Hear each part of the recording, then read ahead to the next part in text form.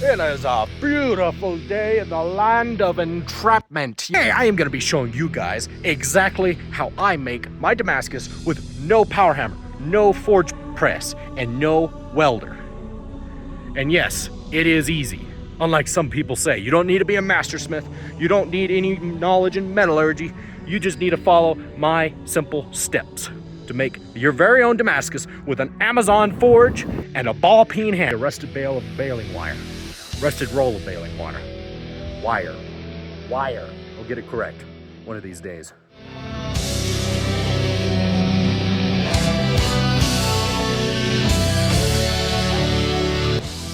The basic rundown is clean the steel, wrap the steel, heat the steel, beat the steel, heat the steel again, and beat the steel again. But I will explain that in a slow and careful manner. This video is going to be a little bit slower than my usual videos. I make fast-paced, high-end cinematic forging videos, but I want to explain myself, and this video is going to be a little bit slower than usual. So stick around to the end. Don't click off after 8 seconds and being an iPad kid. Step 1. You want to clean off your steel and grind it as flat as possible before you wrap it in baling wire.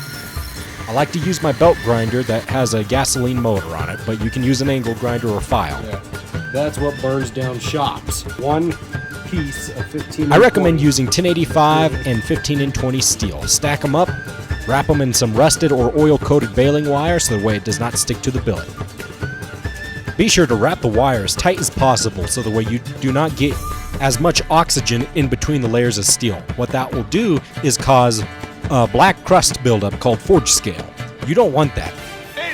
If you have that, it will stop your pieces from welding together properly. Pop apart like this. What I gotta do is I'm gonna put this in, I gotta heat it up just a little bit so the way the borax can flow down into the cracks and not cause any forge scale to build up, which cause delaminations. Pull that thing out of there. As soon as you pull it out of the forge, you're gonna have this stack of glowing steel. Light, fast taps, not hard taps. Because that does is whenever you hit that really hard right here, it's gonna pop the steel like that. Light, fast taps all the way across as much surface area as you can. What that'll do is fuse the steel layers together. Whenever you go in for the second and third heat, you can hit those layers a lot harder than you can the first heat. Light, fast taps, light, fast taps. Scrape those sides off. I don't have fancy thermometers, so what I like to do is go by the color of the steel. As soon as it turns to a bright orange, almost a yellow, not quite yellow, but bright orange, it is ready to forge weld. After you get to about the third heat, you can decide which pattern you want to make. Ladder, feather, raindrop, mosaic, and that's just naming a few of them. Really, the sky is the limit, and it's up to you and your own skill to make or choose what pattern you want to make your Damascus billet into. But for now, I'm just going to stick with straight lines. There is only so much I can teach you over the internet. What I recommend doing is going and watching other master smiths, such as Alex Steele, Jerry Fisk, and J.R. Cook. They are some of the best out there in my opinion. Go check them out. They make some of the best Damascus patterns out there. After you have your block of Damascus, I recommend forging it to shape or stock removal. Yes, stock removal. I can smell all the weebs in the comments coming to correct me on how wrong I am. Stock removal's bad! Go ask any mastersmith, especially the ones I mentioned before, about stock removal.